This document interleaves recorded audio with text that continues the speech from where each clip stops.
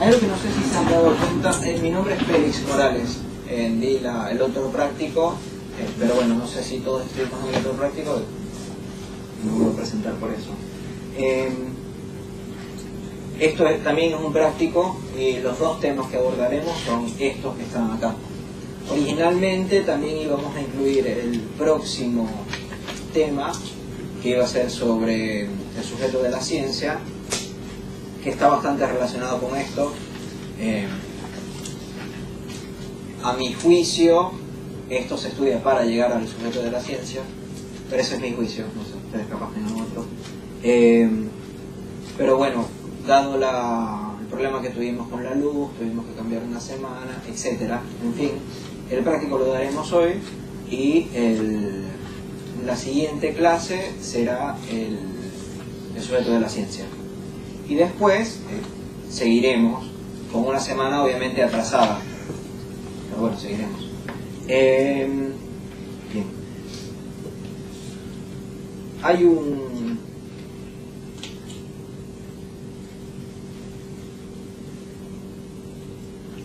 en el psicoanálisis, por lo general, lo que yo he visto, por ejemplo, en las diferentes instituciones, es que hay una persona hablando, no sé, después vamos a ver si coinciden conmigo, pero hay una persona que habla, el resto se queda en silencio, al final preguntan, a ver si hay preguntas, a ver si la audiencia tiene preguntas, nadie nunca tiene preguntas, o la pregunta es: me pareció muy interesante esto que dijiste, y ya no es una pregunta, igual es un comentario. Es una felicitación como máximo. Aplauden y todo el mundo se va a su casa. No sé si esa sería la manera de transmisión más adecuada. Yo diría que no. Es decir, que ustedes estén sentados ahí escuchándome sin decir nada, lo que más tienen ganas en principio es de sacar el celular. Entonces lo que me gustaría intentar hoy... ¿Perdón? ¿Cómo? Que eso me sonó prejuicio. Lo de sacar Si seguimos unos 15 minutos más lo van a hacer. Voy a decir quién es la persona. ¿Ah?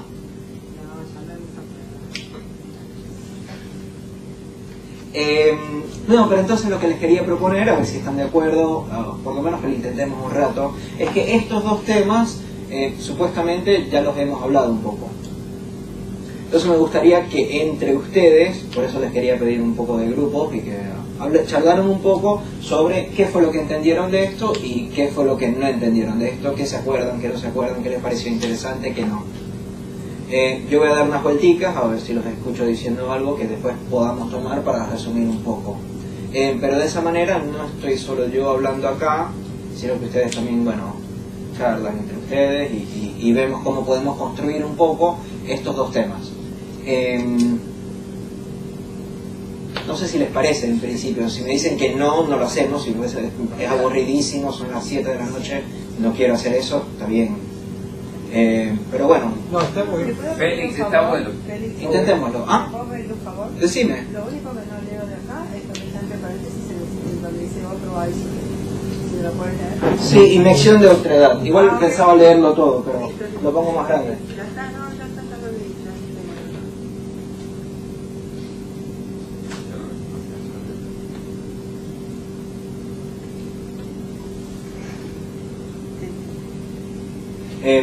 Bueno, entonces empecemos con este. Al principio obviamente va a haber el silencio incómodo de empieza tú, no empieza tú, empieza tú, no empieza tú. Hacer una especie de ping-pong, cada uno va diciendo algo y así sin necesidad de armar grupos. ¿Sí? Sí, por ejemplo.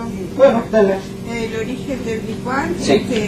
del artículo de Alfredo, lo que yo recuerdo es que no se puede determinar qué hubo antes del origen del lenguaje, que no es que aparece un término, luego otro, sino que se da como estructura desde el principio y completo.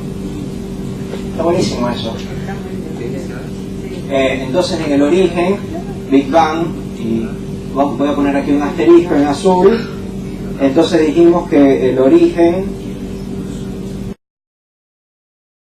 No sé, o una manera, o alguna, no sé, llanto, el grito, alguna cuestión del bípedo que en algún momento después generó el lenguaje. No existe eso. O sea, digamos que daría de traste con el mito del origen, con un origen. Hay un cálculo también, eso de 13.500 millones y eso, ese bueno, cálculo sí, no sé dónde sale bien. No, está bien. Me parece que son dos cosas diferentes, la creación del universo y la creación del lenguaje. Me parece que él utiliza este ejemplo que es muy de la ciencia, que es muy pertinente para dar cuenta de que en el lenguaje pasa exactamente lo mismo. No hay un momento previo al lenguaje que nosotros podamos establecer como el origen a partir del cual el lenguaje va a tener lugar, y lo mismo con el origen del universo. Si no sería evolutivo. Claro, no es el evolucionismo de Darwin, por ejemplo. Exactamente. ¿Querías decir algo? Creo que te digo. No. Bien. Vamos a esto, estoy escribiendo algunas de las cosas que escribiste, me parece en general muy bien lo que dijiste. Aquí es donde nos empezamos a meter en las partes más complejas. Momento en que el lenguaje aparece. A mí me parece que son dos maneras distintas de decir lo mismo, porque no se sabe qué hay antes del origen del lenguaje. El origen, podemos decir que hay un punto en que el hombre habla, y eso ubicarlo como el origen, el hombre habla. No estamos hablando de la forma en que empieza a hablar el hombre, que eso es otra cosa.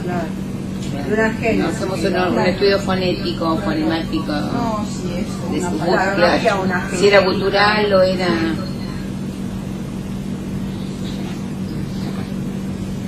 Pero vayamos un momentito otra vez.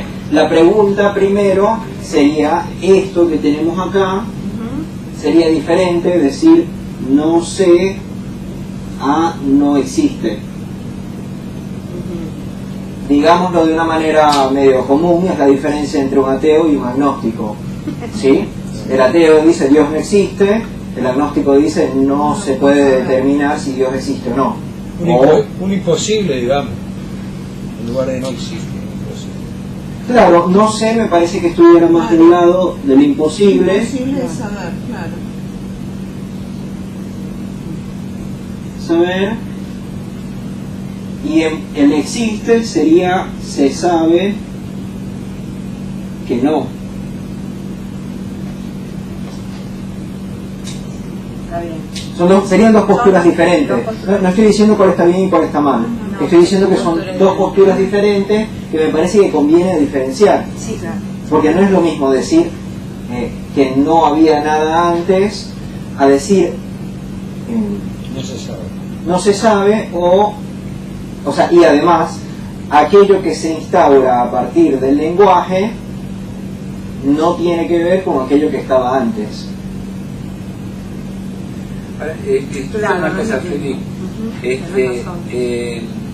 Alfredo utiliza una expresión desde siempre, ¿no? Desde siempre. ¿Cuál es la expresión que utiliza desde siempre?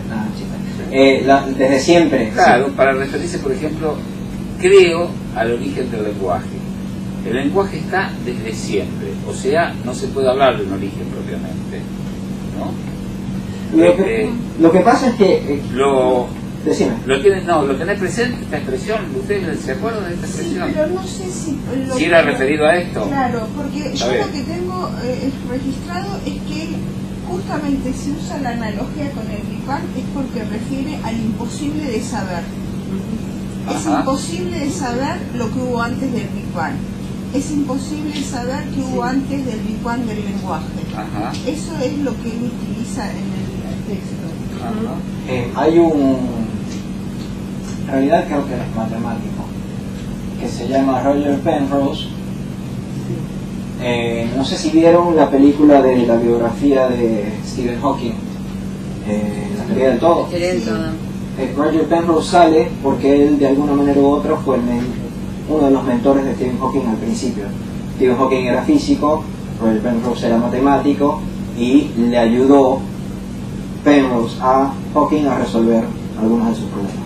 Bien, él plantea que sí se puede saber ciertas cosas de lo que hubo antes, ¿ok? Del Big Bang. Se los digo como dato curioso.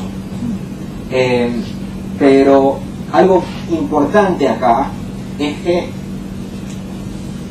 fíjense que acá ponemos 0, o de origen, porque lo interesante acá es que esto empieza, digamos, después de 1, 2, después de 0, 1, 2, 3, donde todo esto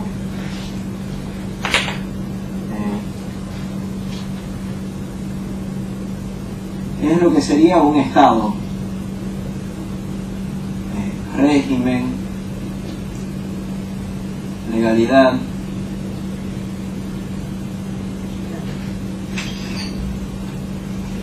Y lo más interesante de esto, de establecer el origen acá, es que este estado, régimen, legalidad, no tiene nada que ver con aquello que hubo antes, si es que lo hubo.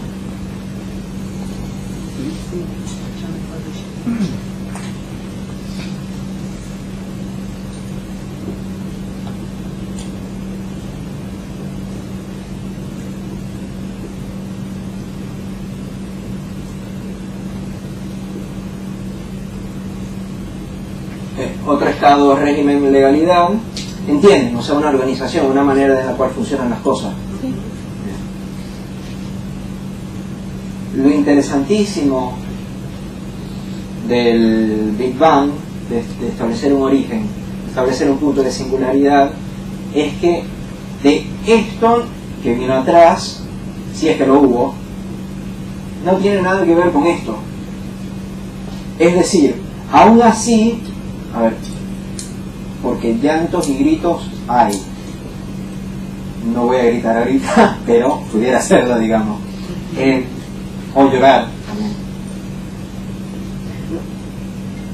Lo interesante es que eso se propone como algo prelingüístico. Y digamos que si eso existe, aún así no tiene nada que ver con lo que hubo después. Este, digamos, es el lugar del mito.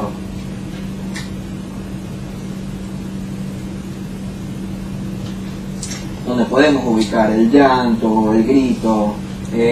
Lacan, genialmente. ¿No se han dado cuenta cuando empiezan a leer a Lacan que tienen algunas cosas de esas? Que dicen, no tengo idea cómo hiciste para decir tanto con tan poco. Lacan lo llama el orangután en el seminario 17. ¿Recuerdan el padre de la horda? Padre de la horda. ¿Alguien me ayuda para...? ¿Qué es el padre de la horda? Un supuesto de que en un principio el padre de la horda era el macho alfa, digámosle, que comandaba toda la comunidad y las mujeres, las hembras eran de él. Ningún otro varón podía tener acceso a las mujeres del padre de la horda. Entonces expulsaba a los hijos varones y en determinado momento... Sí, porfa. En determinado momento los hijos se reúnen y en esa relación de odio-amor matan al padre y queda instaurado como justamente lo matan para tener acceso a las mujeres, pero una vez muerto viene el arrepentimiento de la culpa, o sea, saciada la pulsión hostil, queda el amor y se instaura como legalidad que los que no tienen acceso a las mujeres de la misma tribu. Se funda la exogamia en realidad. Claro. Entonces acá tuviéramos, ven cómo eso lo tenemos acá. O sea, el padre de la horda estuviera acá. Bueno, en realidad lo que se está preguntando Freud es cómo tenemos una legalidad. Es decir, por qué nosotros aceptamos a no hacer lo primero que se nos cruce por la mente. Entonces la respuesta de él es, bueno, tuvo que haber un momento donde se instauró esa legalidad y que la persona que estuviera en ese lugar de la persona que estaba en la legalidad lo matan, y por eso no nos ubicamos ahí. Eso es lo que Ahora, llamamos fíjate, un momento mítico, al no poder, al haber imposibilidad de dar cuenta de lo que realmente, entre comillas, pasó.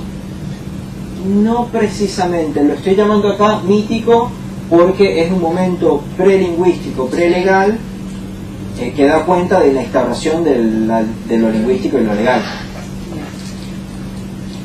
porque es una manera de dar cuenta de eso.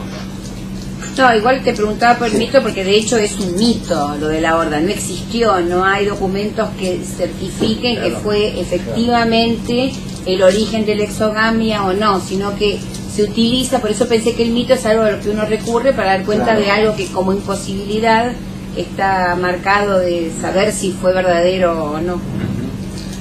Pero un poquitito está con el asunto del mito a partir del desarrollo que hizo Alicia, ¿no? Es decir, Freud funda este mito para dar cuenta de un hecho clínico que pasa por el lado de la culpa, y más que por el lado de la culpa, por lo que llama obediencia retrospectiva al padre, ¿no? Ese es el punto clínico importante, es decir, cómo dar cuenta, ¿no es cierto?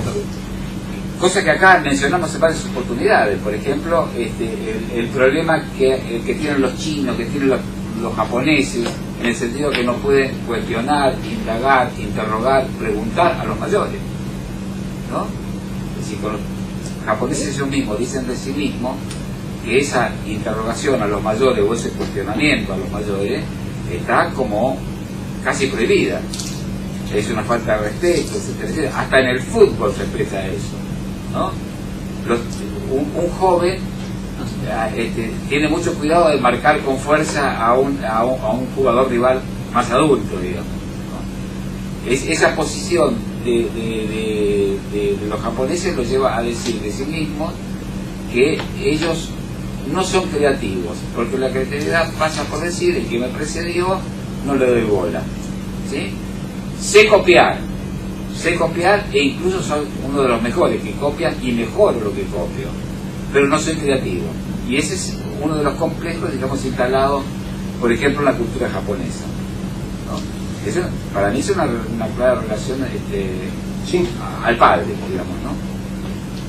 Claro, porque lo utiliza Freud, como estamos diciendo, para un problema clínico. ¿Qué es el problema clínico? Para dar cuenta de, es decir, lo teorizo, lo explico, viene por ahí esto de la obediencia retrospectiva, ¿no? Claro, buenísimo. Entonces, vamos a ponerlo acá.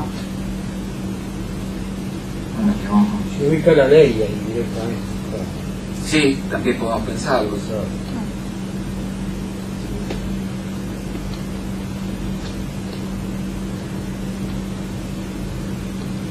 Esto que escribí acá, que no se va a leer desde allá, les aseguro, está en verde, es obediencia retrospectiva al padre. Pero lo muy interesante de la obediencia retrospectiva al padre es que tú lo puedes ver en un paciente. Entonces puedes decir que eso está ahí porque su padre se lo inculcó. O sea, está acá mismo, obediencia retrospectiva al padre.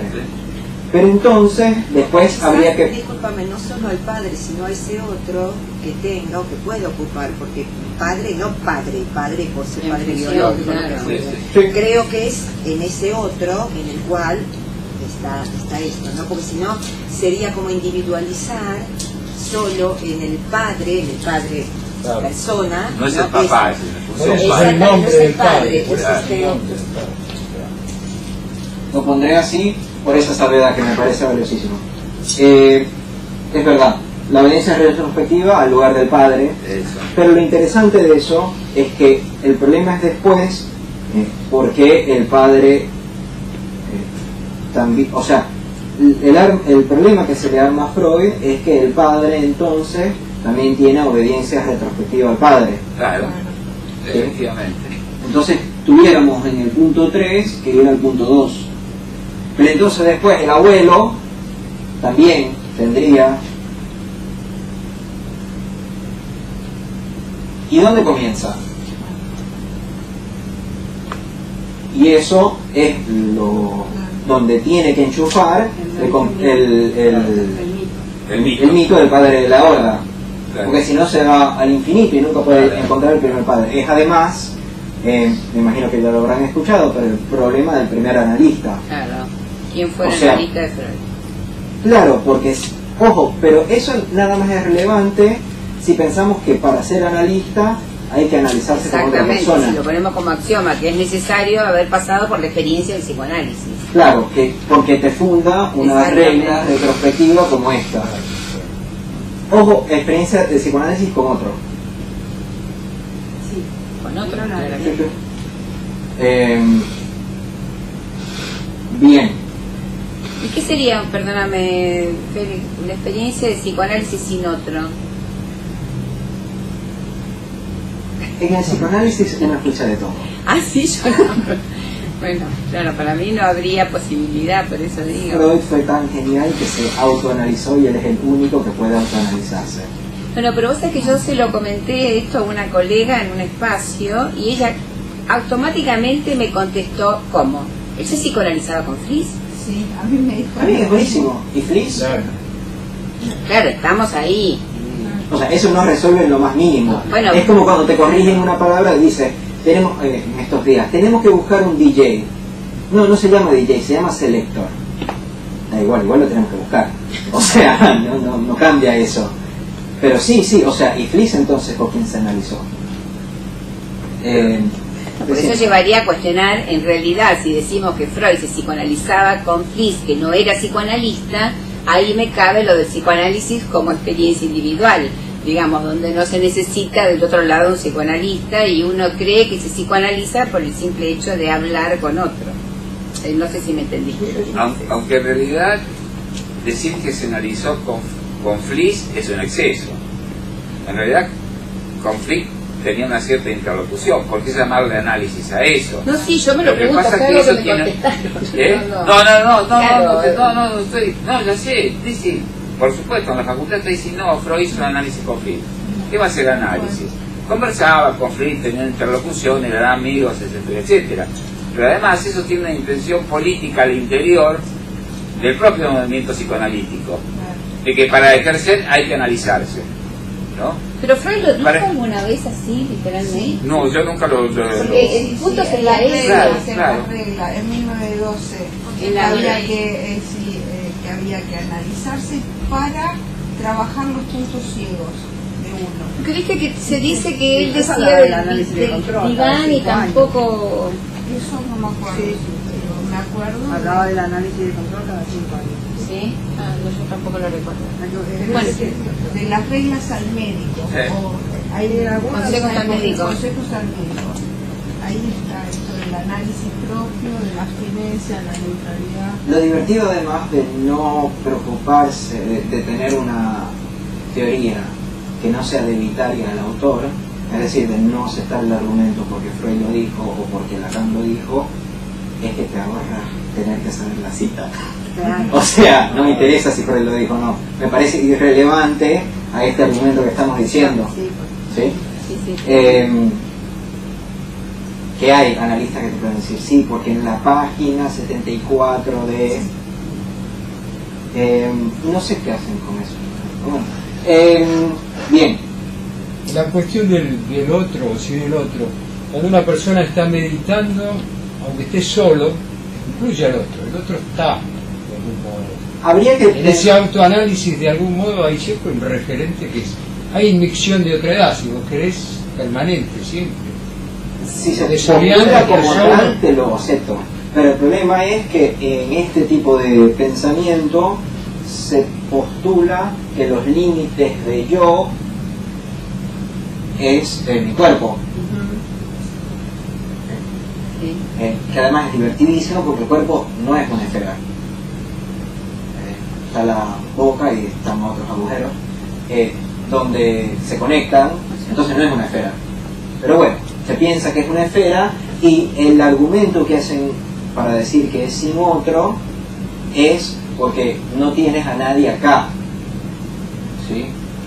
Pero habría otro argumento para decir que fuera sin otro, dependiendo de cómo pensemos otro. Ahí estarías en la dimensión 3, cuando que el otro de algún modo dimensión 2 del lenguaje.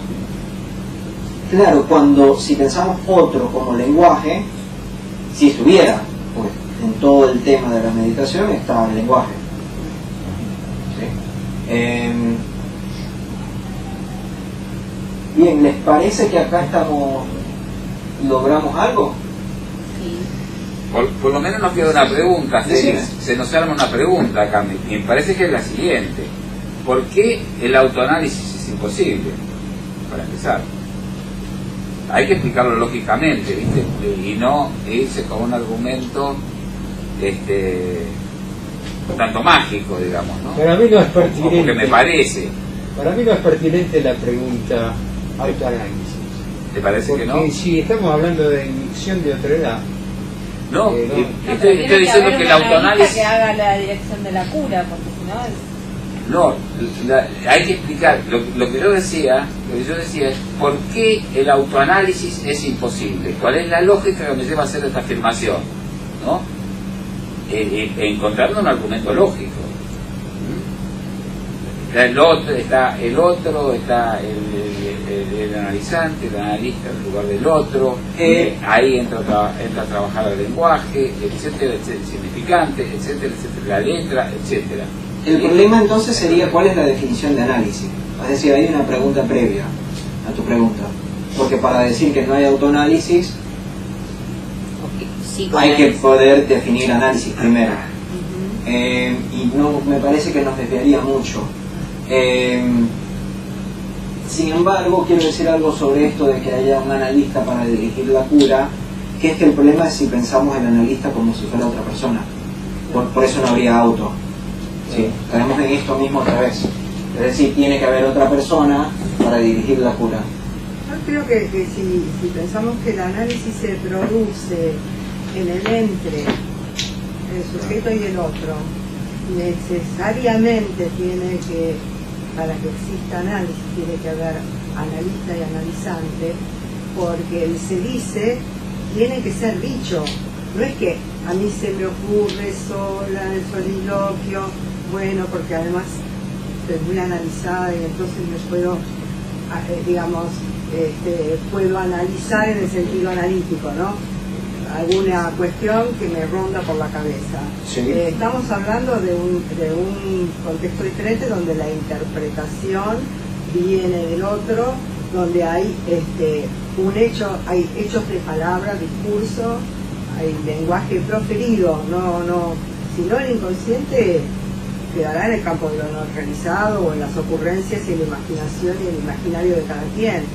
Me parece que el análisis es justamente esa estructura donde si la demanda vuelve en forma invertida al sujeto, necesariamente el otro tiene que estar encarnado. Tiene que haber, no se trata de personas, pero tiene que haber una encarnadura, tiene que haber analista y analizante para que se produzca ese entre, digamos, donde el dicho se ponga en juego y haya una interpretación posible para que ese dicho se transforme en un decir particular referido a la estructura y al inconsciente del caso, digamos, del problema del sujeto. No es en vacío, no es así. No estoy completamente en desacuerdo, pero hay un problemita, es que seguimos pensando en esto. Y después lo verán con Aide. No estoy hablando de cuestiones discursivas, no estoy hablando de personas. Pero entonces, ¿quién no va a regresar encarnado? No, perdón, pero de todas maneras, no te olvides que el fenómeno siempre es dual. No es que yo voy a análisis y me despojo de mi cuerpo y mi analista se despoja. Digamos, personas están ahí presentes, pero el trabajo o digamos el campo que se crea ahí permite y habilita otros modos justamente donde surge el campo del lenguaje, digamos, el campo del inconsciente, bueno, o el inconsciente como discurso, como quieras llamarle. Estoy de acuerdo con eso. De hecho, eso es lo que les va a presentar Aide cuando, después de que Martín presente la próxima, él les va a presentar la transferencia como disolución de los individuos, donde van a trabajar justamente eso. No me quiero adelantar y empezar a trastocarle la clase a ella, pero sin embargo voy a comentar un poquito. Estoy de acuerdo contigo. Es decir, para producir un ente se tiene que tener los individuos, es decir, no es sin los individuos. Claro. Después se establece esto, pero al momento que se establece esto hay un cambio total, similar a esto. Claro. ¿Sí? Y ahí habría un solo, entre los dos, digamos, habría un solo sujeto. Claro, No hay un acá, sujeto de El cada uno. análisis es lo que ocurre en el ente, por eso digo, no estoy hablando de las Eso sí. personas. claro, hay un problema. Hay analizante, analista, pero en el entre hay discurso, hay demanda, hay interpretación, hay hechos que no son del campo corporal. Si pensamos que el analista es una persona, que es el que dirige la cura, No lo dije yo. estamos, pero se pudiera pensar. Sí, está bien. habría, entonces regresaríamos acá. Claro. ¿Sí? Es decir, sería un cambio de aquí a acá. Acá el compañero me corrige, yo creo que está bien. El analizante y el analista son funciones en el marco de la transferencia analítica. Pero están acá entonces. Están acá, es decir, están, si lo veríamos así, están después del Big Bang del lenguaje, Sí, claro. que hace que los individuos ya no sean relevantes. No, por supuesto, exactamente. Pero por eso digo, pero entonces, vuelvo a insistir, justamente con esa estructura, yo creo que el autoanálisis pensado como la persona, el individuo que se piensa a sí mismo, se analiza, no sé qué, si se piensa así el autoanálisis, no sé cómo se piensa. Claro, si se piensa que para hacer un análisis hay que hacer este cambio que pondré en negro, ¿sí? Si se piensa que para hacer un análisis hay que hacer eso, entonces no habría autoanálisis. No habría. Pero ojo que eso pasa por definir análisis. Claro. ¿Sí? Estoy de acuerdo. Y además pasa por establecer que hay un punto de singularidad en el medio que hace que un campo y un estado no sea el mismo que el otro. Y hay una división total que hace que al momento de establecer uno no se puede regresar al otro o no se puede saber qué hubo antes.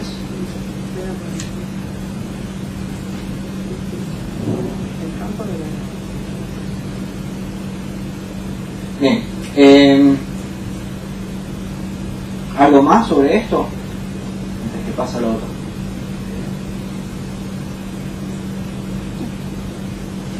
Es decir, porque lo que quiero decir con esto es que no necesariamente la interpretación va a venir del analista. No. Claro. No, yo no dije interpretación. ¿Cómo? No, por eso yo dije interpretación, no creo que tampoco. Claro, porque si pensáramos que la interpretación tiene que venir, es decir, lo pudiéramos decir, interpretación tiene que venir del analista, pero el analista en ese caso no pudiera ser un individuo. No, claro. Es decir, hay algo que hace una interpretación y ese algo que hace una interpretación lo llamamos analista. Pero eso puede ser, lo van a escuchar 30.000 veces, el caso de la disfunción eréctil, que es por el sueño de la amante que logra que otra vez tenga una erección. Es decir, ahí la interpretación no vino de parte del analista, al menos que el analista haya sido la amante, pero bueno, no fue el caso. Entonces yo les propondría justamente ubicar esto también como una especie de Big Bang. También, está bueno. Según lo que estamos desarrollando ahorita. No es canónico. Se puede decir de una vez y capaz si le dicen a alguien más les va a decir no, porque no. Le estoy diciendo que a mí me parece coherente y especialmente con lo que hemos desarrollado acá me parece que es algo que capaz ustedes también puedan entretener, que justamente este cambio que se haga acá establezca dos estados. Es decir, que haya acá un estado y acá otro.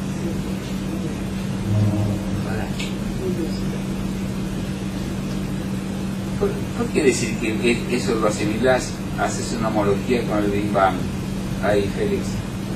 El Big Bang es un comienzo, ¿no? Comienzo del tiempo, historia del tiempo. Comienzo del análisis.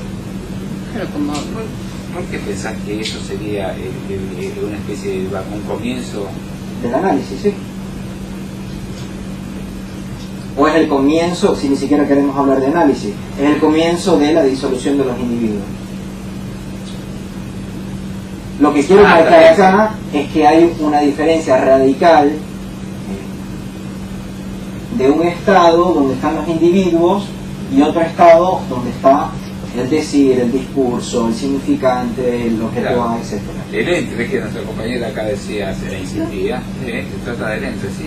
Pero en el momento de que empieza a ser entre, de que ese entre empieza a ser, deja de ser entre, porque se disuelve esto.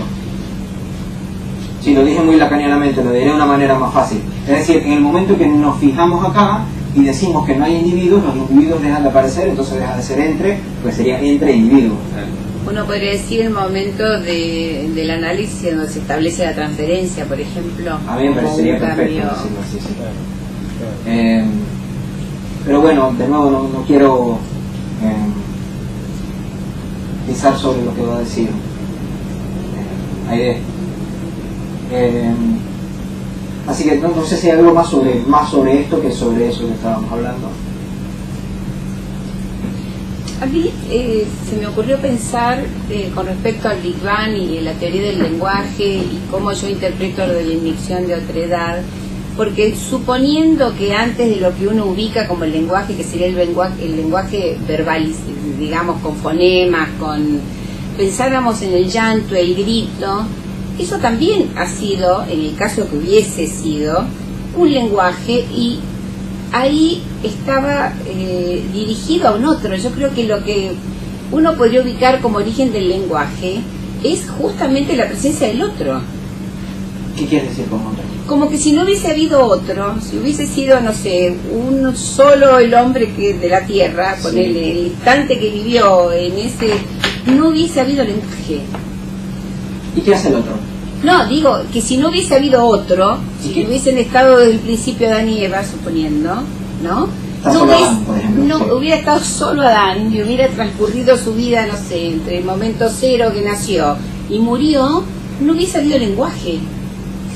¿Entendés lo que quiero decir? Pero sí, que el lenguaje aparece no sé necesariamente si por el otro. ¿Y qué hace el otro que hace que aparezca? No, creo que aparece esa, no sé si cómo llamarlo, si es necesidad de comunicación, necesidad de transmisión de algo.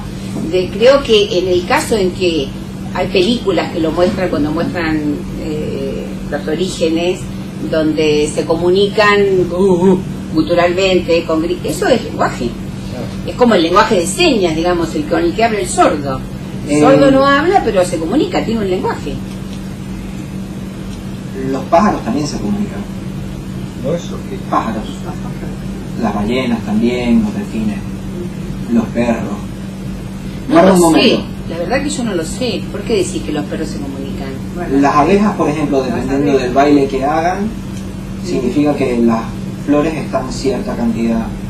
O alguien que lo estudió, supongo, que observó horas y horas y interpretó que eso era eso, porque yo puedo creer que mi gato me habla, no me cabe duda, porque pero no sé, ¿verdad? Es una suposición mía. Pero el lenguaje de las abejas es un trabajo científico muy conocido, incluso entendiste, está muy fundado, digamos. Hay que decir, perdón, que la comunicación es con signos, ¿no? Es comunicación con signos. Las abejas no hacen ningún chiste. Hay código. 4 o 5 cosas. Claro. Son 4 o 5 cosas las que no me acuerdo ahora. Yo la época. En principio que no hacen un chiste. En la página 28 del texto, no sé si lo trajeron, les doy un segundo para que lo saquen y lo voy a comentar algo. Del seminario 11, la página 28, les hago un comentario de una vez porque no sé si han trabajado con, mientras van sacando eso les voy comentando, no sé si han trabajado con textos de Lacan y les han comentado los problemas que hay con las traducciones. ¿Se los han comentado? ¿Sí?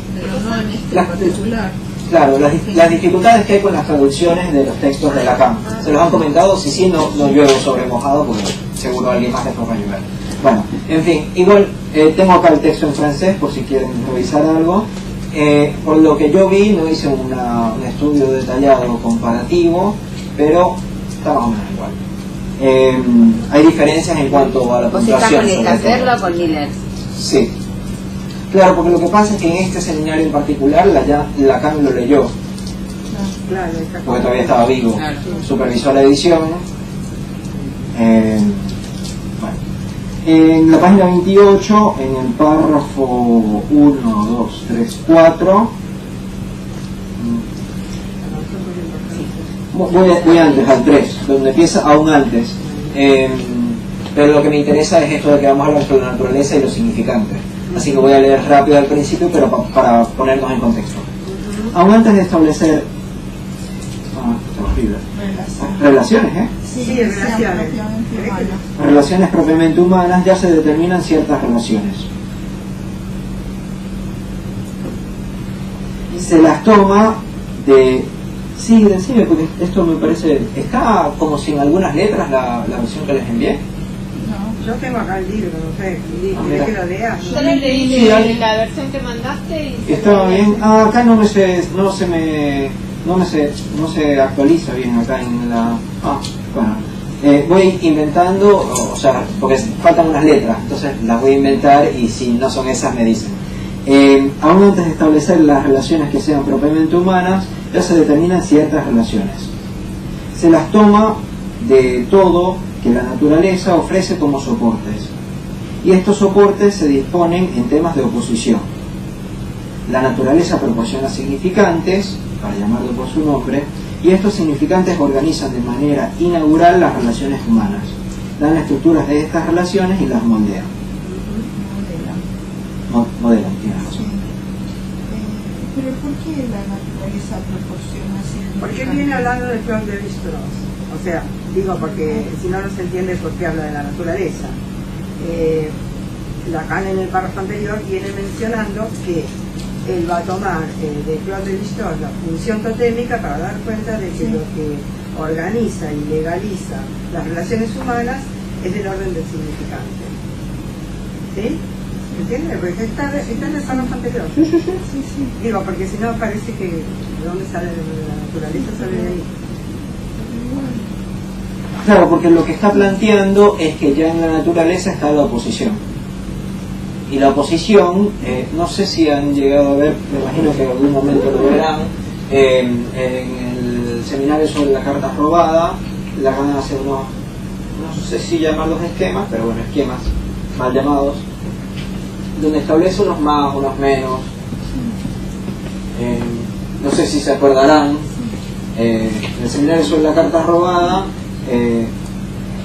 Lacan establece esta especie de máquina que sería el más menos, y después, a partir de agruparlos, pone 1, 2, y este no sé, sería 3, este sería 2, etcétera, y después hace alfa, beta, gamma, alfa, etcétera.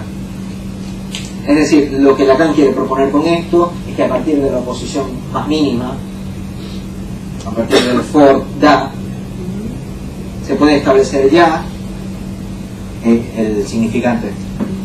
Claro, por la diferencia. Claro, por la diferencia, ¿sí? Entonces lo que Lacan está planteando acá, me parece, que aún antes de las relaciones humanas hay en la naturaleza la oposición. Y la oposición te permite hacer significante, es decir, como si ya antes los hubiera. A mí me parece, esto no sé si se apoyará mucho en Lacan, que lo que proporciona el otro, que por eso te preguntaba, es decir, la función del otro en todo esto para que haya lenguaje, que no sea, es que lea, ¿sí?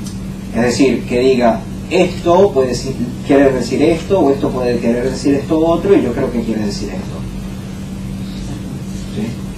Me parece que esa es la función, porque incluso con los jeroglíficos, ¿sí? Imagínense que estamos caminando por un desierto y nos encontramos una piedra donde vemos unos jeroglíficos. Una de las primeras cosas que pensaríamos es, uno, aquí hay alguien más, o alguien más pasó por acá, y dos, esto quiere decir algo. Entonces incluso me parece que ni siquiera es el uno, el otro en el sentido del segundo.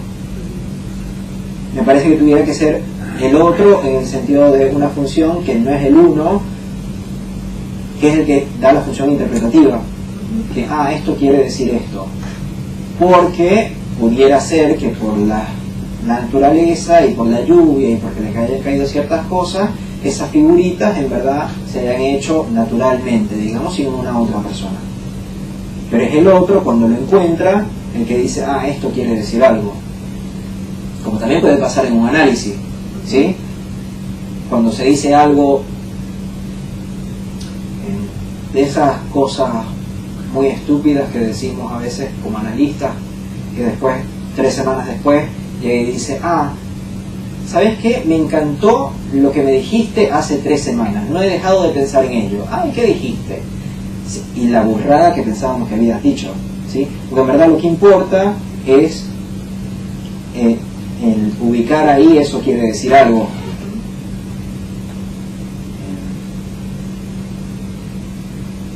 Entonces no sé, me parece que no conviene decir que sea el otro necesariamente en el sentido de que sea un segundo que esté ahí para que el primero le quiera comunicar algo. No, más bien es que haya un otro que piense que hubo alguno antes que quiso decir algo con eso que está ahí que el otro ve. Está muy lindo si le soy sincero, lo escogí porque voy a dar un curso, un comentario sobre esto y dije, bueno, esto nos va a venir bien. Porque no sé si además ven en el seminario 24, en el ultimísimo Lacan, donde hace esta genialidad del Unbewusst. El seminario 24, ¿sí? Es el ultimísimo, de hecho es el último que probablemente vayan a publicar, porque después hay 3 más, pero bueno, a nadie le importa.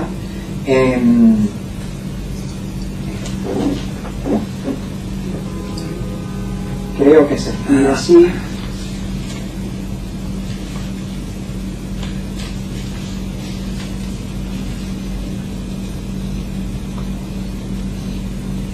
O similar. Bienvenido. Sí. Entonces, esto es el un desliz. En español se dice el un desliz, o sea, como deslizarse o resbalarse. El un desliz, pero también es alemán. Eso ni siquiera lo ven, o sea, ya mi francés es lo suficientemente malo, no voy a decirlo en alemán, pero la palabra en alemán para inconsciente es algo como, ¿sí? Entonces el chiste es que Lacan está diciendo que está retraduciendo a Freud y en vez de traducirlo como inconsciente lo está traduciendo como el un desliz. Entonces, como si eso fuera una genialidad del último Lacan, cuando está en el seminario 11. Lo pueden leer ahí si se buscan.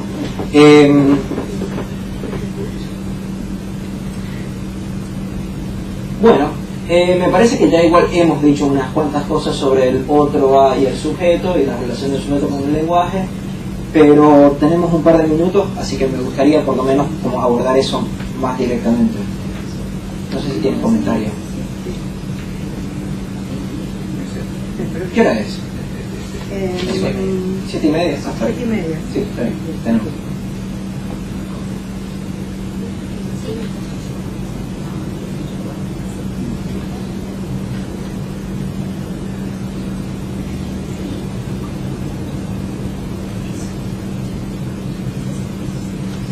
Este texto, ¿a qué apuntabas? Acá hay una parte, si quieres ponemos esto un poco. Hay una parte muy interesante acá.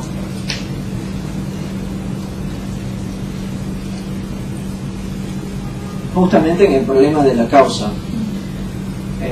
¿Quiénes tuvieron, sin miedo, no voy a pasar examen ni los voy a evaluar, solo quiero saber con qué tanta soltura puedo hablar directamente sobre el texto? ¿Quiénes pudieron leerlo? Ahora no, yo lo leí, ¿no? ¿Sí? Bueno, buenísimo, voy un poco más lento entonces. En la página, acá no hay, en la versión de PAI 2, no hay un diagramita que me parece bastante feliz. No sé si saben dónde empieza a hablar de la causa y dice que no es la ley después de hablar de Kant. En la 30. ¿En la 30? Buenísimo, gracias.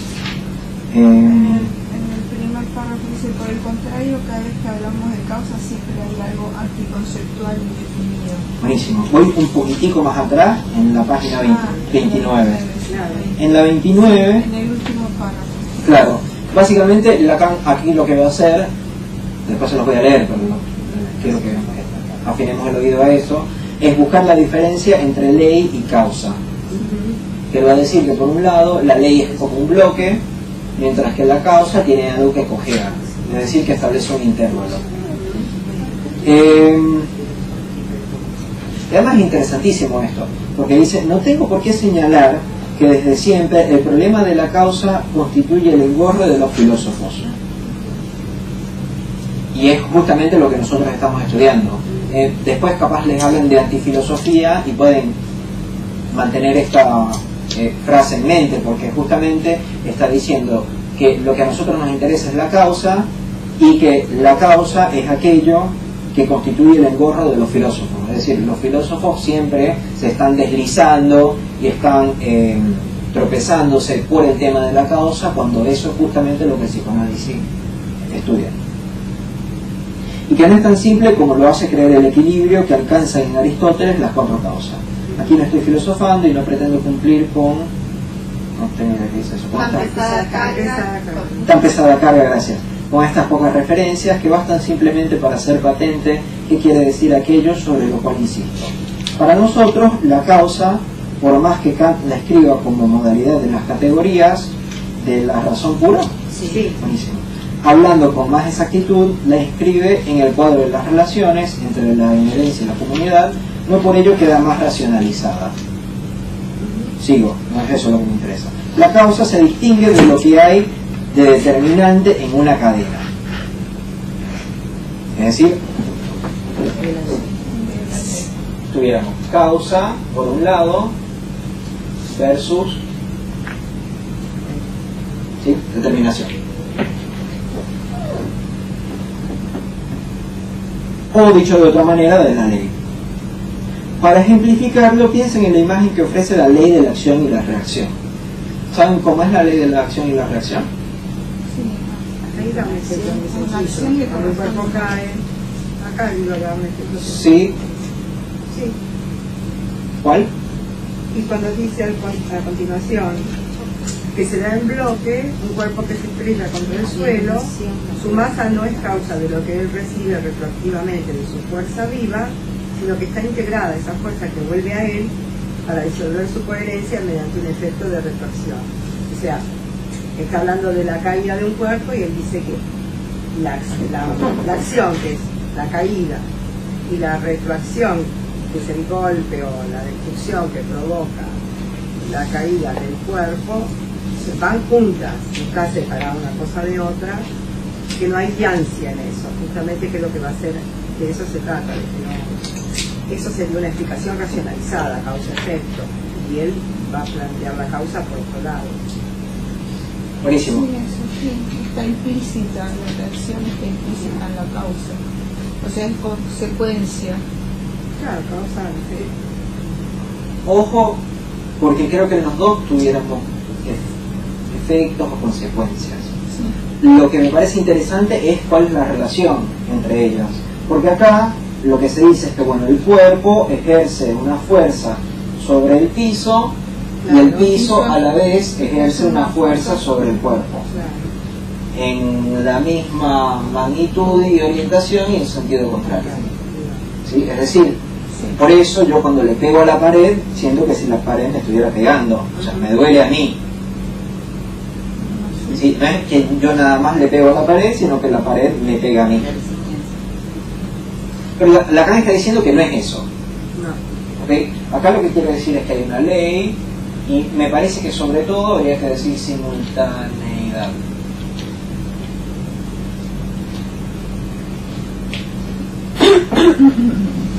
Pues de nuevo, la causa se distingue de lo que hay de determinante en una cadena, o dicho de otra manera, de la ley. Para ejemplificarlo, piensen en la imagen que ofrece la ley de acción y reacción. Forman, si se quieren, un bloque. ¿Sí? Es decir, esto acá sería un bloque. Una cosa no se da sin la otra.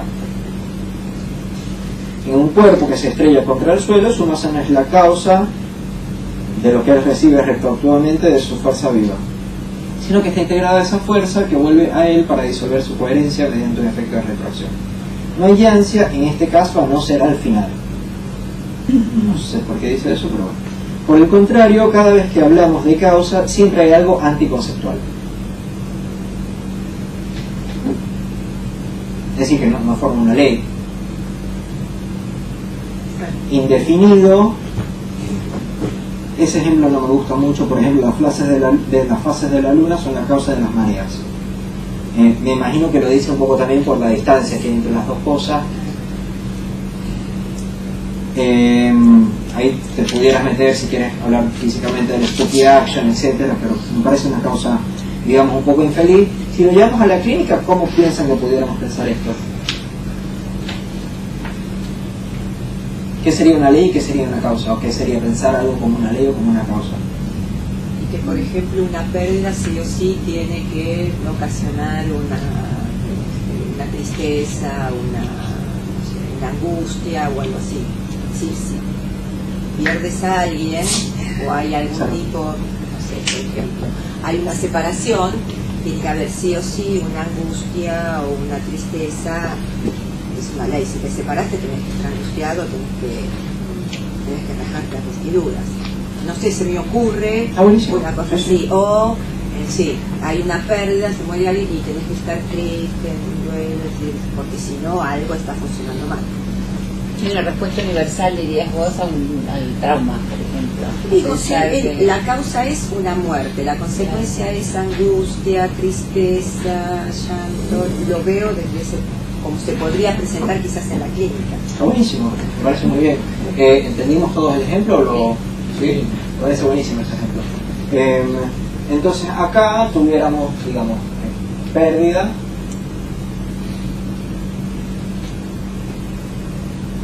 triste, lo voy a poner con carita, la pérdida causa tristeza. Sería la manera de abordar eso en tanto ley. ¿Y cómo lo abordaríamos en tanto causa?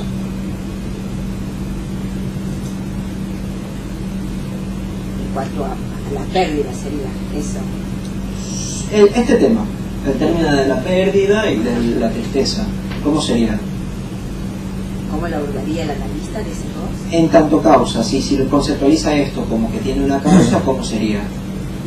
Porque acá, digamos, la respuesta del analista, es decir, yo soy el paciente, yo vengo y digo, la semana pasada perdí a mi hermano y por eso estoy muy triste. Pensarlo como ley llevaría a decir, Y tiene que ser así. Es lógico. claro, por supuesto, es lógico. Todos los que pierden a alguien se ponen tristes. Claro, en el caso puede ser que no necesariamente, o bueno, podría ser, ¿por qué le da tristeza? ¿No? La pregunta, ¿por qué lo pone triste? Buenísimo, sin embargo, obviamente con este caso en particular, hay casos donde uno por lo general tiene que tener un poco más de... No le puedes preguntar, ¿y por qué estás triste? O sea, pero sí, se entiende la... Claro, es la respuesta, la primera respuesta que van a tener, y además una respuesta completamente lógica. Pero lo interesante es que... ¿Qué te da tristeza? No sé. No, ¿por qué te lo va a contar? Bueno, porque está triste. Claro, estuviera buenísimo. Igual es la idea que estamos manejando es, eso es lo que estamos buscando. Entonces, de alguna manera u otra, vamos a preguntar qué es lo que te da tristeza. Capaz eso sería la manera. Lo que digo es que no olvidemos que también hay que tener como cierta sutileza. Lo esperable, creo que más allá de la intervención que pueda hacer un analista, es que el analista no esté convencido de esa unión, digamos, porque a lo mejor no es momento en ese, sino simplemente dejar pasar el momento, pero no dar por sentado de que ese paciente está angustiado porque perdió a su hermano, aunque venga como relato. Buenísimo, no, lo aclaro también porque han llegado personas preguntándome, me dicen, y si viene una persona a suicidarse, obviamente no le vas a decir eso, digamos, o sea, a veces hay que hacer otro tipo de acompañamiento, de tratamiento, de terapia, de otra cosa.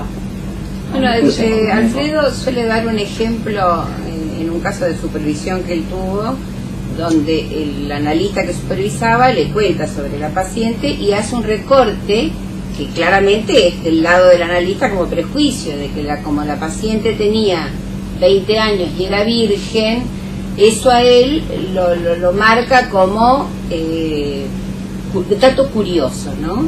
Y eso en realidad le viene del analista. ¿Por qué alguien a los 20 años ya no debería ser virgen, por ejemplo, no?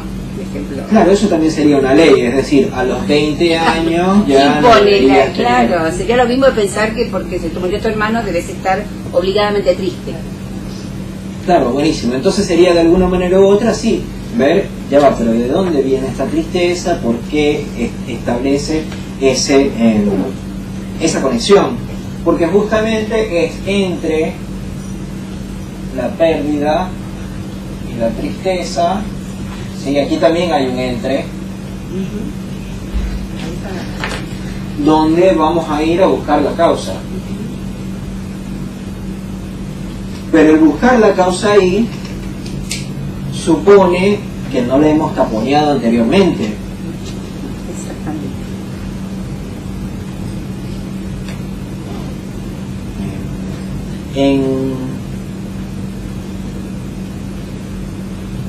Hasta ahí.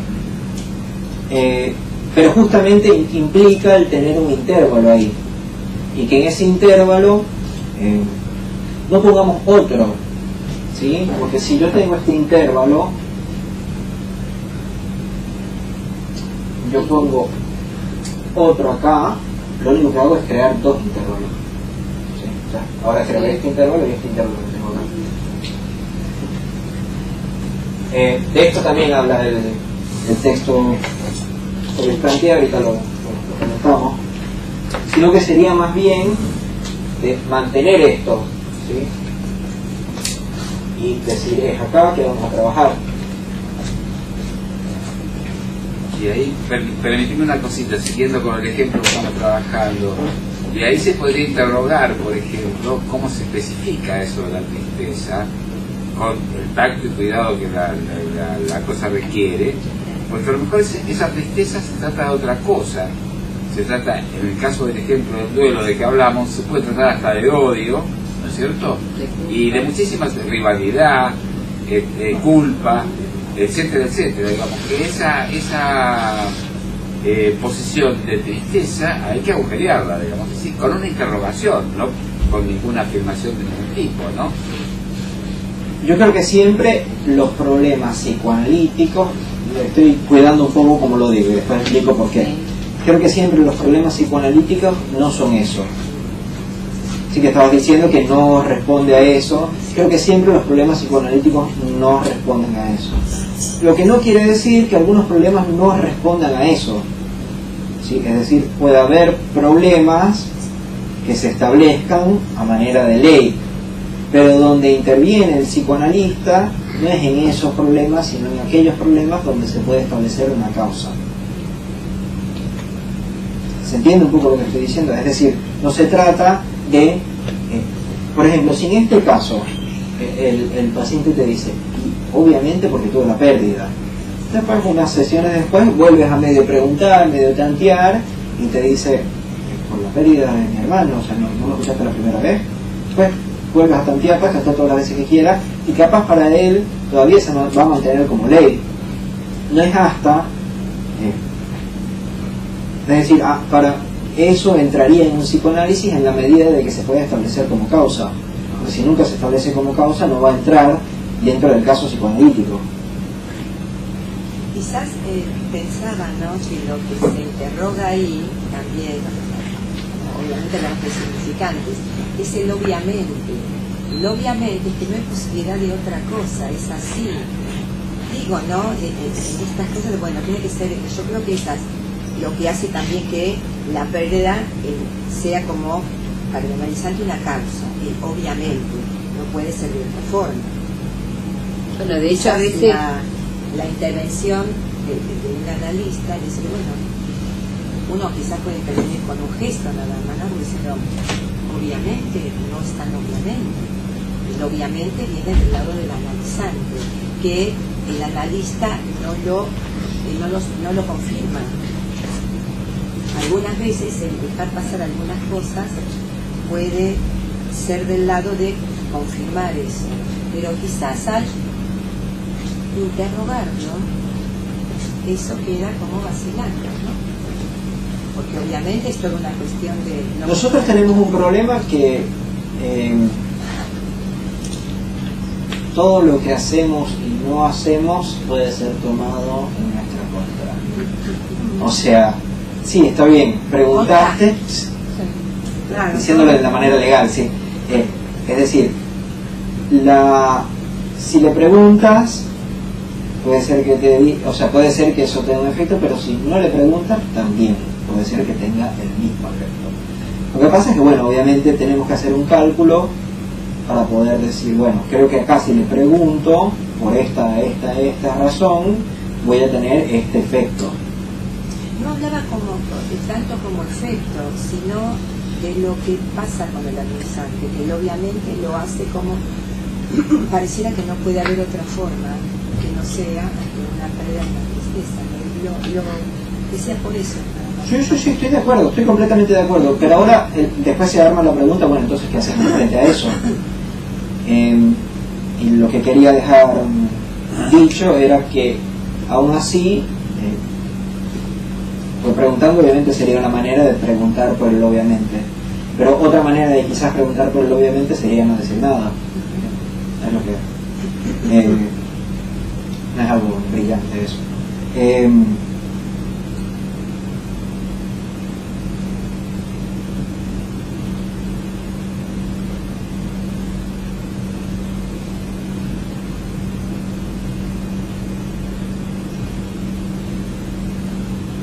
Voy a saltar un montón, pero porque quiero llegar a una frase que me pareció una perlita, que está al final.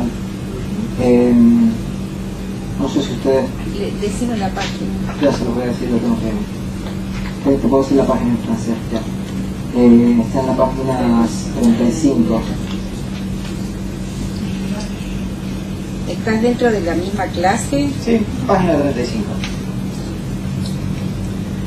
Así está casi al final. Sí, así el inconsciente se manifiesta. Así el inconsciente se manifiesta siempre como lo que vacila en un corte del sujeto. Ven cómo seguimos acá, ¿no? En la vacilación, que es obviamente lo opuesto a lo obviamente. Y a la ley. Y a la ley. No vacila, la ley es La ley no vacila, claro. Así el inconsciente se manifiesta siempre como lo que vacila en un corte del sujeto. Es decir, yo esto se los propondría pensar como un corte que es el sujeto. ¿Han escuchado esto? El burro de mi hermano. Puede ser que mi hermano tiene un animal que es un burro, puede ser que mi hermano no sea la persona más inteligente. Bueno, se los propongo en el sentido de que sea lo mismo, es decir, que sea el sujeto el que es el corte. Así el inconsciente se manifiesta siempre como lo que vacila en un corte que es el sujeto, de donde vuelve a surgir un hallazgo que Freud asimila el deseo. Es decir, de acá, esto nos produce un hallazgo.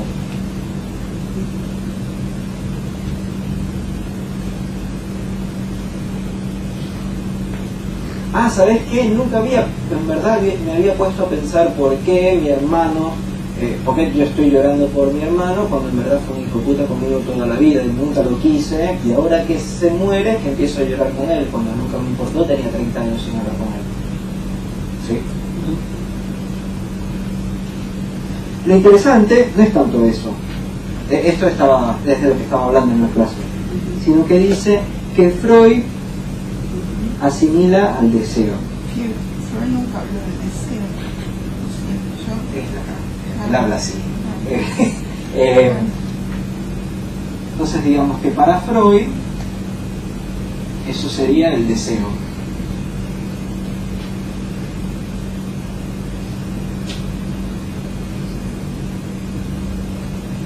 Que incluso ahí es donde pudiéramos meter el tú quisiste que él se muriera, entonces, porque nunca lo quisiste, entonces fuiste tú el que lo mataste inconscientemente.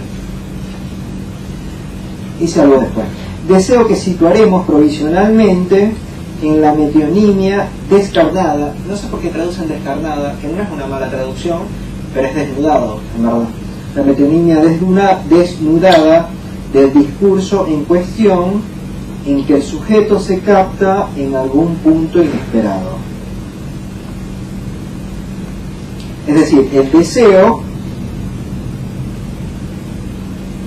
está en la metonimia desnuda del discurso en cuestión, donde el sujeto se capta a sí mismo en un punto inesperado. Es decir, donde el paciente dice yo no sabía que yo estaba ahí. Claro, como en el caso de Jen, no sabía que lo había matado. Claro, Claro, eso. ¿qué es lo interesante de eso? Porque entonces acá lo que se está planteando es que en el mismo discurso hay un decir que el sujeto no ve. ¿Sujeto como persona? Sí, en este caso sí.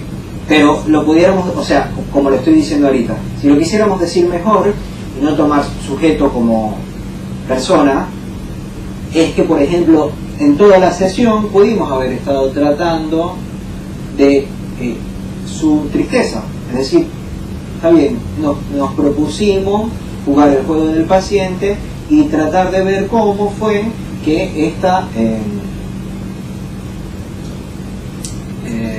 muerte, esta pérdida le causó tristeza. Y estamos, como nos proponemos nosotros también, los dichos van dirigidos en ese sentido. Y de repente hay una suerte de hallazgo que no necesariamente tiene que sentirse en el cuerpo del paciente, sino que existe el hallazgo de, mira, entonces en realidad no era que, eso lo puede decir el paciente, lo puede decir una lista, ¿sí? Mira, capaz en verdad le estoy llorando porque son lágrimas de felicidad, porque él se haya muerto, que fue tan malo conmigo toda su vida. Si se quieren tirar como muy lacanianos, pudieran hacer la interpretación de no serán llantos de felicidad. Pero bueno, si no quieren hacer eso, pueden hacerlo de una manera más directa. Pero lo que quiero decir es que lo interesante es que es en el mismo discurrir del lenguaje que se encuentra, porque hay que acordarse que esto azul acá, es decir, lo que se venía diciendo, es totalmente lo opuesto de lo que se encuentra en los rojos. ¿Sí? Es decir, que en el decir A encontramos no A. ¿Sí? Eso es la sorpresa del sujeto. Es decir, ahí no hay una persona. Tienes razón que antes lo poníamos como persona. Una cosita, pero hay que tener cuidado, ¿viste? Porque si vos intervenís negativizando cualquier cosa, bueno, me parece que es un expediente un tanto fácil y sospechoso, ¿no? Es decir, no podés poner en el rango de interpretación como método, digamos, el negativizar lo que se dice. Me parece que eso no es un procedimiento de lectura. ¿Qué quiere decir negativizar lo que se dice? Decir que no. Usted está triste, verdad está contento porque se murió su hermano. En el fondo está contento. Claro. En el fondo está contento. Claro. Y sí, y ese fondo lo quiere establecer. Él establece en una lista porque se le antoja. Porque yo soy vivo. No es lo que estoy planteando. De hecho, si lo planteas así... No sé si es lo que plantea. No lo interpreté mal. De todos modos, me parece válido, ¿no es cierto?, que quede dicho que el negativizar no alcanza para hacer una buena lectura, ¿no? Porque si no, a veces pasa por una ocurrencia. Puedo hacer ejemplo de, bueno, sus lágrimas son de alegría, opuesto a tristeza. Analizar así es un chiste que era de los años 60, digamos, cuando todavía... Bueno, pero eso se dice porque, o sea, esa conclusión se llega entre comillas porque se dijo otras cosas antes. Claro, ¿A qué porque cosa? se está desplegando el significante Claro, hermano. Pero como el ejemplo de Freud, mi madre Claro. no es su madre. No, ¿Cómo? porque si no es Como el ejemplo freudiano, mi madre no es su madre. No, claro, Es una estoy de acuerdo contigo, especialmente en el tacto que uno tiene que tener al momento de ofrecer una interpretación. ¿Cómo? Estoy de acuerdo contigo, especialmente en el tacto que uno tiene que tener al momento de ofrecer una interpretación. Es decir, no hay por qué golpear al paciente con la interpretación. Se puede sugerir o presentar como que, mira, si dijiste A y dijiste B, ¿será que C? Claro. De hecho, también la interpretación puede caer en saco roto. Quiero decir, ¿cuántas veces uno la pifia con las interpretaciones? Es donde uno más libre es, dice acá en la dirección de la cura. En ese sentido, bueno, uno se puede equivocar también y habrá que redireccionar nuevamente y eso irá, y el analizante por ahí no lo toma, porque claramente no hace mella en el sujeto lo que acabo de decir. No sé, pienso. Sí, pero creo que justamente lo que está planteando la acá es que cuando una interpretación sí hace mella, es que el sujeto se encontró a sí mismo en la alteridad del discurso. El hallazgo. Claro, el hallazgo, la sorpresa, que además, no sé si les habrán comentado esto, ¿se acuerdan de la oquedad? Sí, Janssen, ¿no?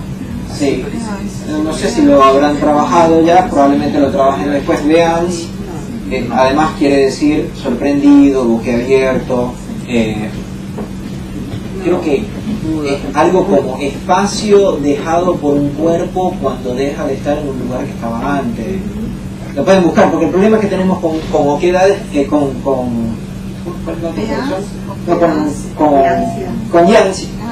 Yancia, es que Yancia no existe. O sea, es un neologismo. No, Janssen no existe, no viene de la filosofía. En la RAE no está. Hasta ahí llego. ¿No está en la Real Academia, Janssen? Viene de un filósofo, no me acuerdo. Bueno, pero vean, una propuesta sería traducirla como oquedad. Que la oquedad sería este vacío, pero además es un vacío que nos deja dar cuenta de la sorpresa que se puede encontrar ahí. Es un corte en la cadena también en general, porque lo que se puede producir como efecto de la interpretación es que ese analizante que viene discurriendo y, digamos, significante, se corta la cadena ahí, y en todo caso o se relanza con la interpretación o lo dejamos ahí. Sí.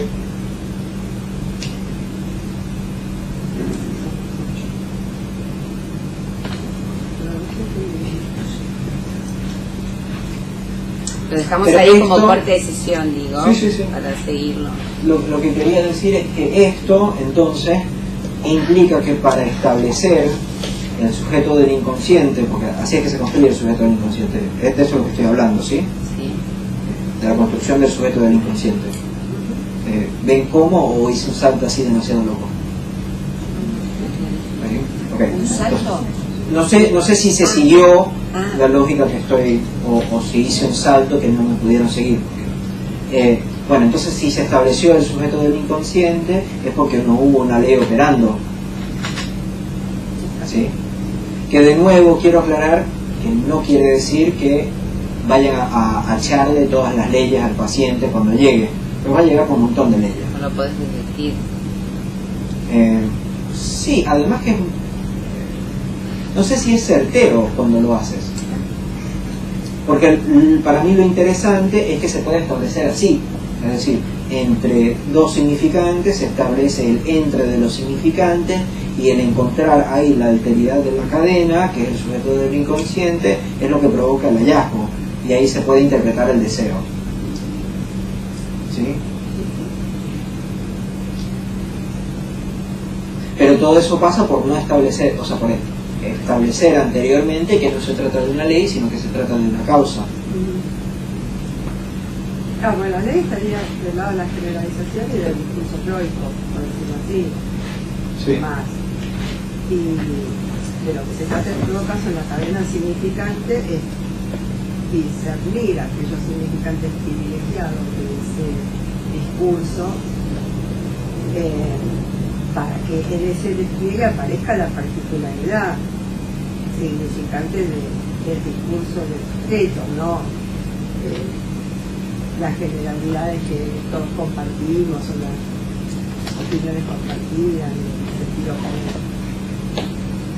Me parece. Ahí sí parece la sorpresa de interrogación. No, perdóname.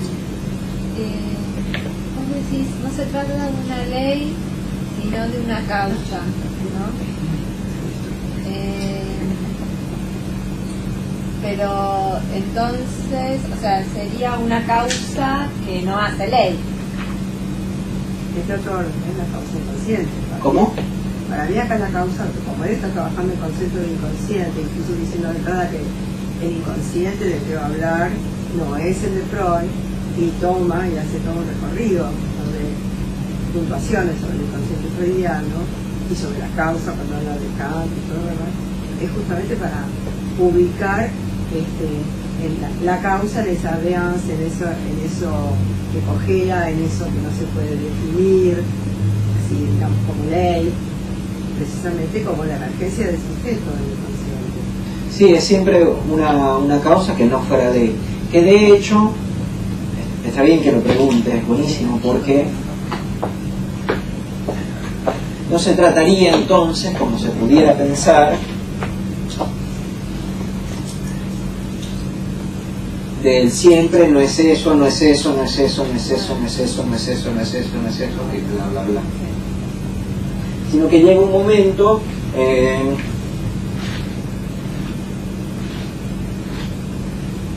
llega un momento donde se dice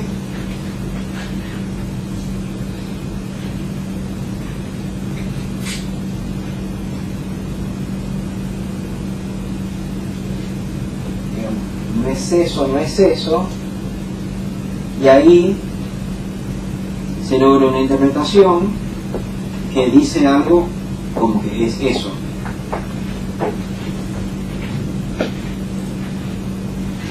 Esto me parece ya hay que pensarlo fin de análisis, o sea, esto de aquí a acá hay tiempo. No sé si cuántos años habrá, pero hay tiempo, hay bastante tiempo.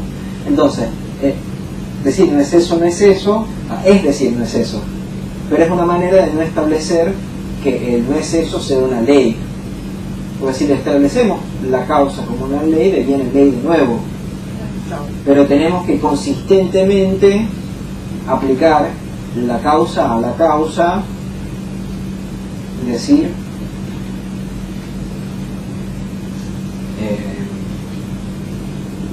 pero sí. Yo creo que ahí también está relacionado, aunque no lo trabaja estrictamente así en este texto, a lo que es la causa. Es esa, digamos, es otra cara, la otra cara. No lo trabaja, no sé si se han dado cuenta, no sé si han leído el seminario 11 completo. El seminario 11 es uno de los seminarios que más trabaja, que más se trabaja, pero se trabajan las primeras 5 clases. Porque después, las primeras 5 clases, como mucho se trabajan las últimas. En las del medio, que son sobre el objeto A, muy poco las he visto yo, por lo menos en los círculos en los que me he manejado, nunca lo he visto trabajado. Porque en realidad no he hecho la cuenta, pero los 4 conceptos que normalmente se proponen son inconsciente, repetición, transferencia y pulsión. Más o menos cada uno tiene 2 o 3 capítulos dedicados a ellos, mientras que el objeto A tiene como 4 o 5. Es decir, hay que pensar dónde se ubica entonces, porque si no es uno de los 4, porque está justo en el medio y es incluso más importante que los otros. También tiene que ver con la muerte del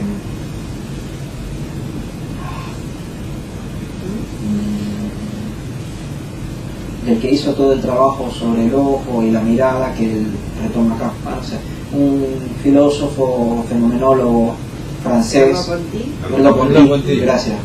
Tiene que ver con la muerte de Merleau-Ponty, que dicen que fueron como unas clases dedicadas a ella. Pero bueno, lo que quiero decir es que sí, que la causa, el objeto A está metido literalmente en el medio del texto.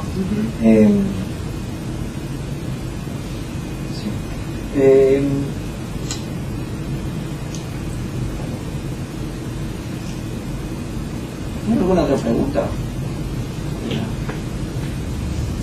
Pensaba, dijiste que se podía relacionar un poco lo que veíamos hoy con el caso que habías presentado y este modo de las 2 clínicas que diste en el práctico pasado. Sí. Y en esto de trabajar desde lo que sería la ley como bloque y lo que sería la yancia o la causa del sujeto. No sé, se me ocurrió que en esos cuadros comparativos que hiciste vos, algo podía leerse ahí, ¿no? Del modo de operar del analista desde una clínica y desde otra. Sí.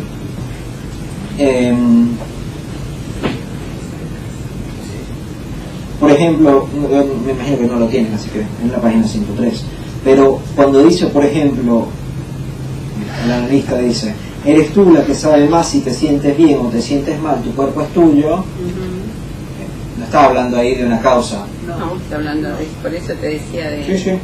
Me parece que pensando este tipo de cosas vamos a poder ver muy bien. Pero lo interesante es que, por ejemplo, déjame ver, porque creo que había un momento donde me parecía un poco que se trataba de que capaz había una aparición de...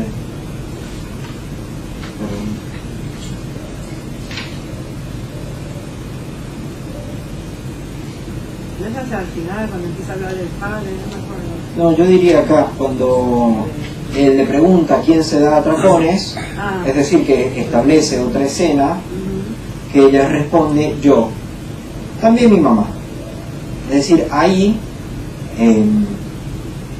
si se hubiera tomado para decir, entonces uno, tú no eres la única que se da atracones, y dos, los atracones es algo que funcionan, digamos, más allá de ti y de tu mamá, sino que es algo que se está moviendo en esta familia. Siempre, porque después dice, siempre he vomitado si algo no me parece bien. Me molesta que mi mamá esté gorda, yo mido 1,68 y peso 52 kilos, y me siento mal. Ella está gordísima y no le interesa. Sigue comiendo como marrana. Me parece que ahí hay algo que no estaba dicho antes, que además es, digamos, no estaba dicho antes, pero al mismo tiempo es obvio, ¿sí? Que es algo muy interesante ahí. O sea, ¿se acuerdan que es? Déjame ver. Donde el sujeto se reencuentra, el hallazgo donde el sujeto se reencuentra. Es decir, que estaba ahí antes, pero ahora como se produjo este hallazgo, ahora digamos que se piensa diferente y ve aquello obvio como si fuera por lo menos un poco más problemático. Entonces deja de ser obvio y pasa a ser un poco más como causa. En este caso van a ver muchísimo más del lado de la ley. Hay un problema, por ejemplo, cuando viene la gente a supervisión,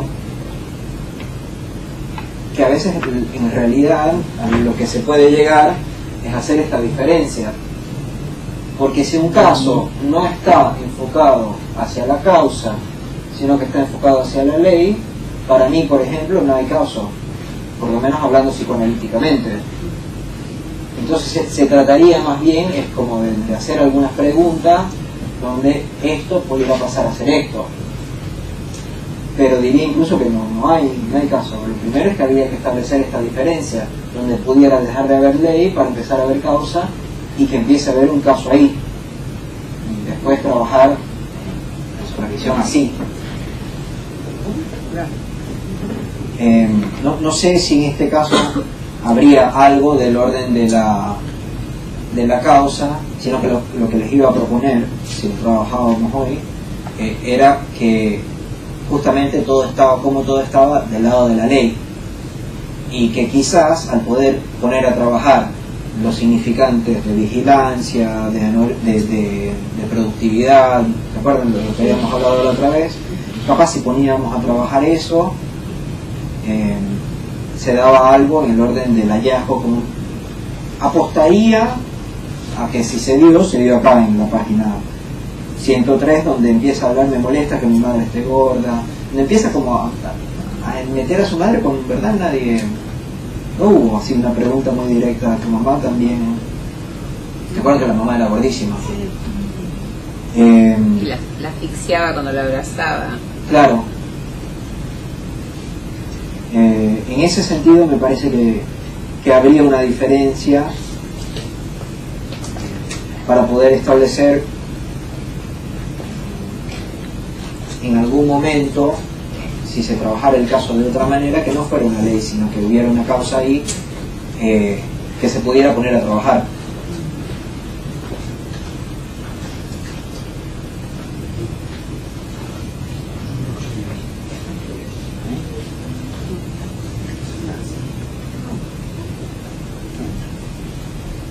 Bueno, está bien, gracias, y gracias por no dejarme aquí hablando solo y jugar un poquito con el experimento. Gracias.